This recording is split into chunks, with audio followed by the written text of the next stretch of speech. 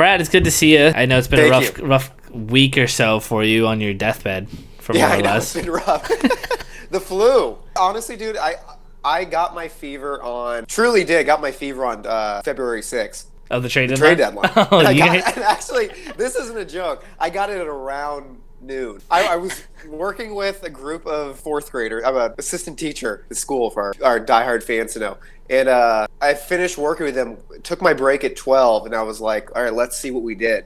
And had nothing but just like, it was such a mixed feeling. I think this is what it was. It gave me such like mixed feelings, and it just set my body in a complete shock. Yeah. Joe Cronin gave Brad the flu, I think is what we just figured out. Yes, 100%. I'm personally crediting Joe Cronin with my illness. He's trying to toughen me up. He knows that we might be in for a rough stretch, so he's trying to get me. Or maybe we won't be. I have no idea.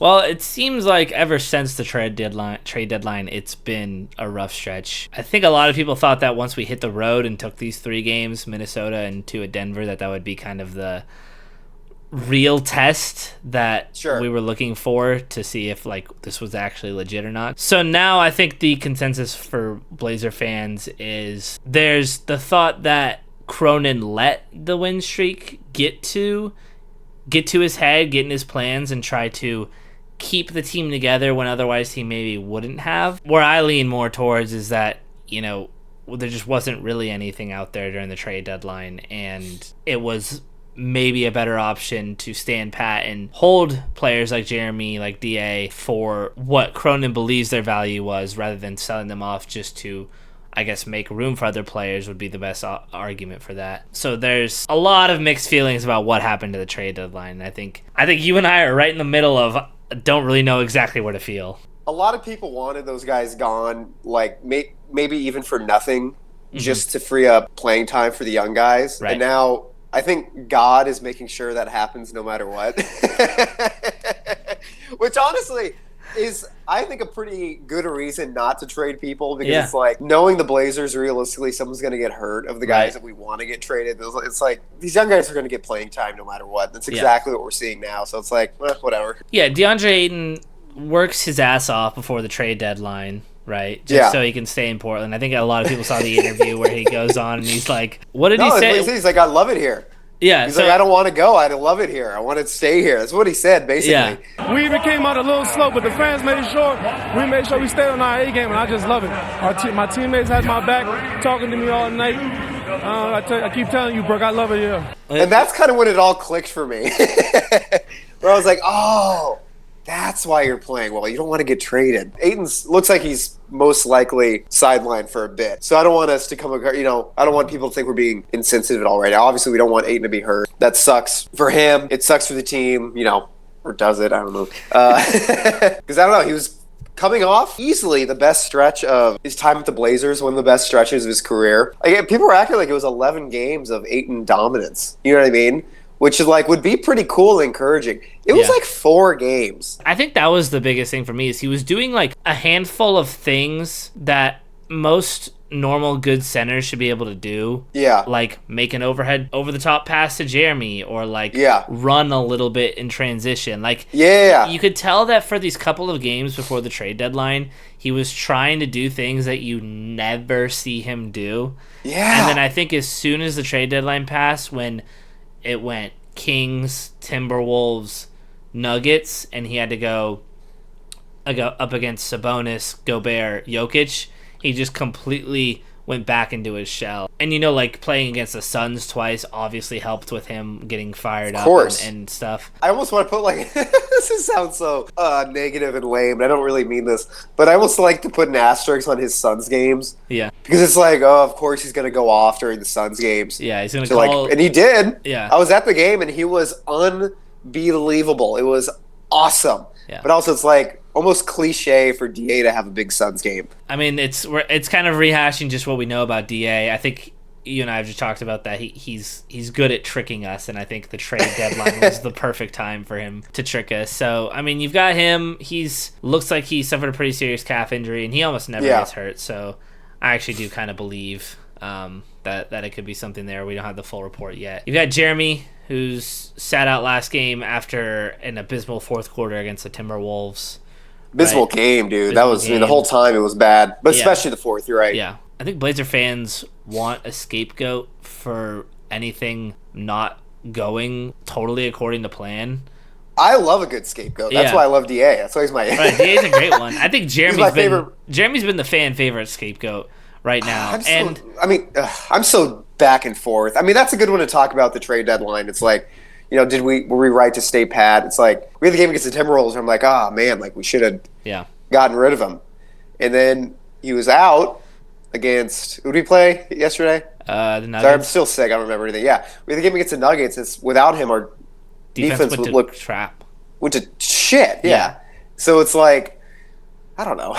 Did you see the? Did you see the stat I posted that I think they were 50 of 62 inside the 3-point line? Yeah, that's crazy. It's like over 80%. Like I don't think I've ever seen that. I think we can both agree that a throwaway game like that does no good for anyone. And at least if what we have to do right now to keep ourselves into games and playing competitive basketball is have Jeremy Grant out on the court to help a little bit, and then bring Scoot and Shaden off the bench, I think that's better than whatever we saw where Scoot started and shot the ball 4 times against the Nuggets, Well, what's so funny, dude, is Cronin, he gave probably the 2 most contradictory statements ever, where he goes, none of our recent play affected my decision-making, and then ended the entire conference with saying, I didn't want to be the one to stop us from chasing the play. I'm not going to take that away from them. The way we've played recently didn't really weigh on these decisions. Is it fair to this team to set a goal of trying to get into the mix for the play-in and the playoffs? Mm-hmm.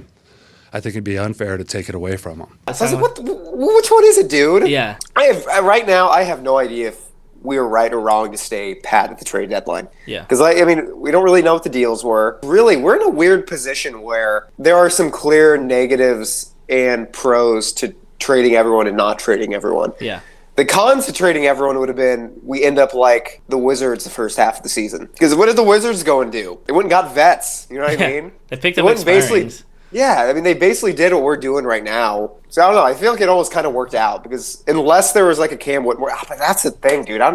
Especially now the DA's hurt. I'm so stoked we didn't trade Rob. I mean, I am pretty fully under the belief that there actually was not a good deal out there. And I think the people who are, mad at the deals that didn't happen would be getting even angrier at the deals that did happen if Cronin made deals just to make them. The Jeremy contract isn't great. We all know that, but we're stuck with it. Like, we're just in this position, right? Yeah. And, you saw what Kuzma went for with the Bucks. It was A.J. Johnson, a pick swap that we already own. So it's going to be the second best pick of ours, Bucks, Wizards in 2028, and Chris Middleton. And you bring in Chris Middleton here. Is that really better because he's expiring in 2 years? To me, I feel pretty good that the return out there was not going to be enough to satisfy people in the way they're thinking, and that's obviously not a plus for Joe Cronin. I'm not sitting here happy with how the trade deadline went, but I'm not sitting here angry. I'm not sitting here being like, wow, this ruined what's happening right now, right? Yeah. We have so much time. It's better to just not steer from the plan that I think they've always been going with, which is just to never make a bad trade. Do you think we, because my whole thing after the trade deadline, I was like, dude, we're on such an amazing streak right now, and it's awesome, but I was like, it's going to take one game of us stinking. Because that's what was kind of tough about those that Wolves game and the Nuggets game. It's not that we lost, because we lost against the Thunder, and no one was mad about that Thunder loss, because it's we looked pretty good. Yeah. But what kind of stinks is that we looked bad. We looked bad again. We looked bad again. We didn't look like, oh man, this is the high energy, high effort basketball that we've all been loving, and we just came up short these couple times. Yeah. What do you think changed from that streak of basketball to those last 2 games? I'll just say that for that Timberwolves game at least, we were up 13 points right around the turn of the third and fourth quarter, and there was a lot of things we didn't do well in that game, and they didn't have Anthony Edwards, but that was a monumental choke and just an awful quarter, more than I think it was a start to finish terrible performance. I'll say that fourth quarter, though, against Minnesota was so bad that it seemed to have completely rattled our confidence, and we came out during that Nuggets game and completely lost that defensive identity we had I know they Yeah. started. I know they started 11 for 11, but we let them start 11 for 11. So, Yeah, I'm glad he said that because their shot making was out of this world, but our defense also stunk. Yeah. Well, so that Timberwolves game is interesting because Chauncey was like, he said he felt like we lost the game in the first quarter, Yeah. I was like, and I was like, really? I mean, I saw where he was coming from just because we did look a little lethargic, but our offense was our defense was pretty great those first three quarters. I mean, it was 84-71, I think, after three quarters. And I mean, I know the Wolves were without like everybody. Yeah. And also, shout out to my godparents, my uncle and my aunt, Bob and Janice. They were at the game in Minnesota and got me a Naz Reid bobblehead. wow. But that Wolves game was tough because I mean, we should have been up by like 25 going into the fourth. But like Chauncey was saying, we were getting all these bad shots in the first few quarters. I didn't think that was true at all. The problem was Jeremy was 0 for 5 from 3. Mm-hmm. And it was painful. He was getting these wide open corner threes. We were like generating some pretty good shots. Jeremy was just bricking everything, which happens. It kind of felt like one of those like getting good shots, the ball's not dropping games. But we were responding well with our defense, especially I hate to just keep shitting on DA, who, because I know he's hurt and I don't want to kick a guy while he's down, but I thought he was pretty bad in that Wolves game. And I think that was kind of part of the main issue because when Rob played, he only played for 8 minutes because he got that knee injury. But this is insane for 8 minutes. We were a plus 16 with him in the game. Wow.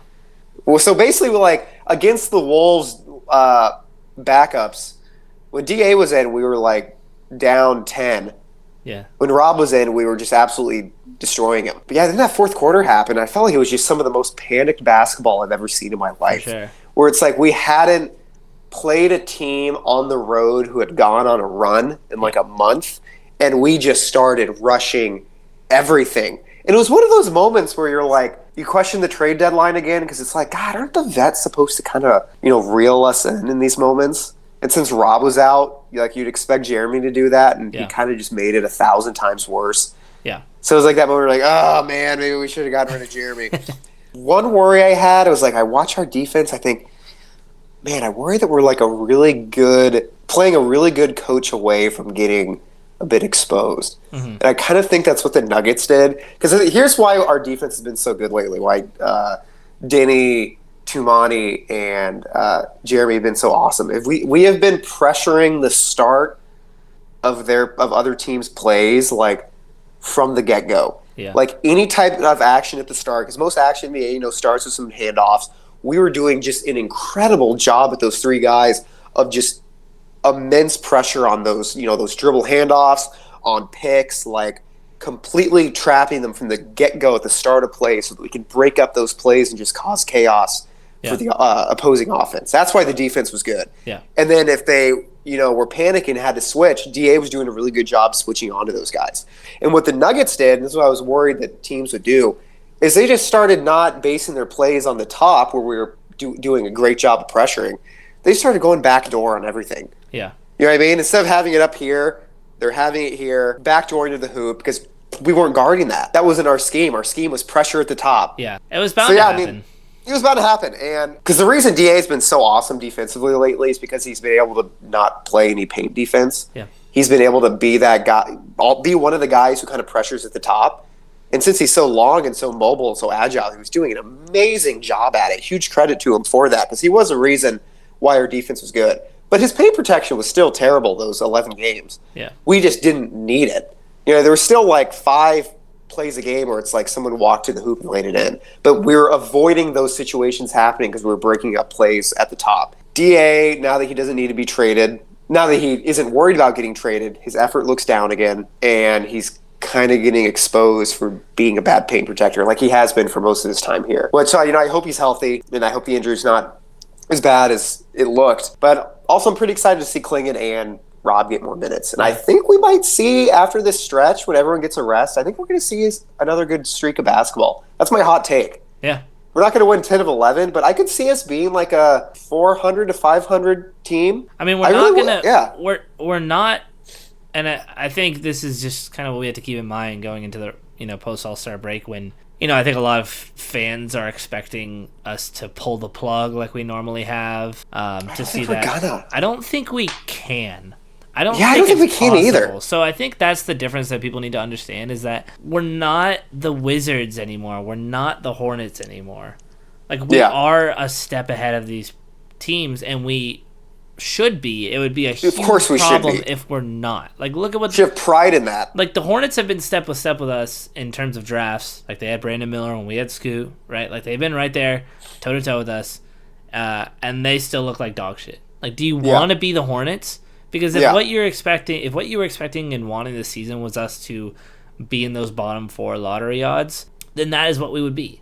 We would be the Hornets right now. We're not what those teams are. Yeah, we can finesse the system and go from maybe like 9th to 6th and really sacrifice and put some people down for that type of stuff. But while we may end up being like 10th in the standings, and like that's, people use all the time NBA purgatory, like being 10th one year isn't NBA purgatory. It's a lottery pick. Yeah, we were 10th after being 5th. Like, we're on an upward trajectory. Like, pulling the plug, I don't think is going to happen. Making the play-in, also probably not going to happen. And if you're a fan that cannot stand the fact that it's not either of those, and we have to live in this reality that, we might be the 10th worst team in the league this year, and that's not the best of places to be. It would be awesome to have Cooper Flag.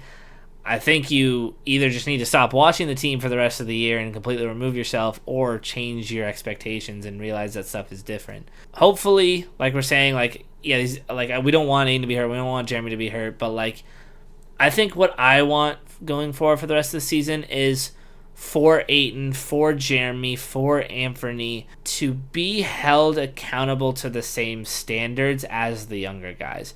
If Jeremy has a terrible game against the Timberwolves, and this might have been what happened basically, we don't know. I don't really know how hurt Jeremy is. But if he has a terrible game against the Timberwolves and we'll call it cost us the game, he should be benched. It should be free-flowing. This shouldn't be... You think that's what happened?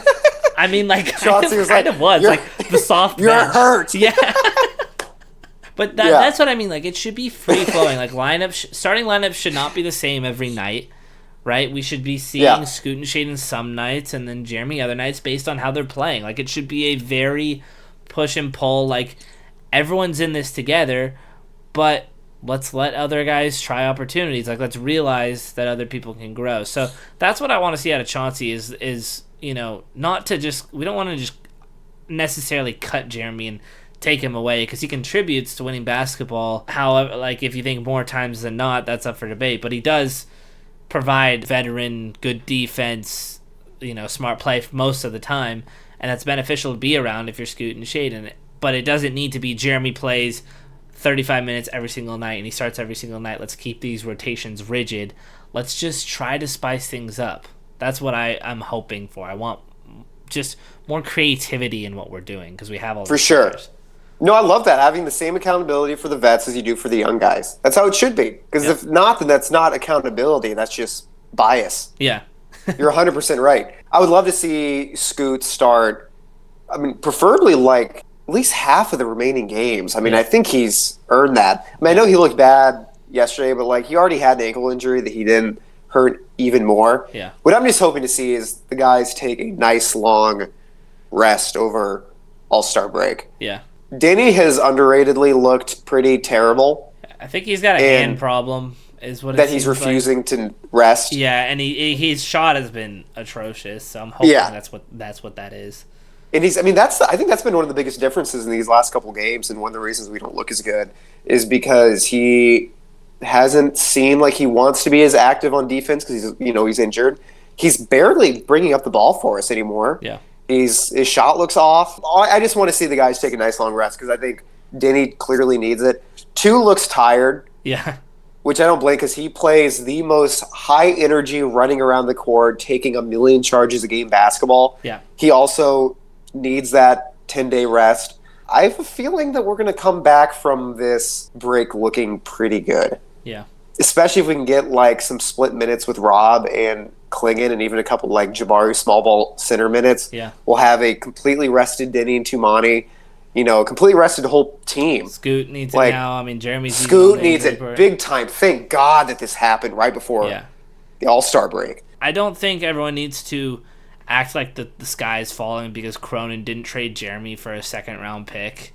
And, an expiring contract. I think there's reasons why that could have been good, and there's reasons why that could have been terrible. I think a good way to ruin a franchise or ruin a rebuild is to make hasty decisions that end up getting rid of value and talent on your roster, and you see those things happen down the line. So, because I mean, everyone loves the Pistons right now. Yeah, and the Pistons had 4 years of horrible tanking that led to Cunningham, which was great. But other than that, getting just absolutely screwed in the lottery year after year. So what did they do? They went and got some guys who fit the team. Yeah. Some vets who fit the team and made a cohesive team. And people love the Pistons right now. If we were in the East, we would be the Detroit Pistons. We are better than the Pistons. I think we are too, dude. I will make that argument. Yeah, I think we'd have comparable record as the Pistons. Yeah. Maybe better. Yeah. So it's like, sometimes I also think we get blinded by being in such an unbelievably hard conference. We're here to remind you that the Blazers are cool, and don't Blazers ever are forget cool. that. And hopefully they don't go another 10 of 11 win streak and give you the bird flu or something. Yeah, exactly. Yeah, thanks, appreciate you guys listening. Remember to like, comment, subscribe, the whole shebang. So yeah,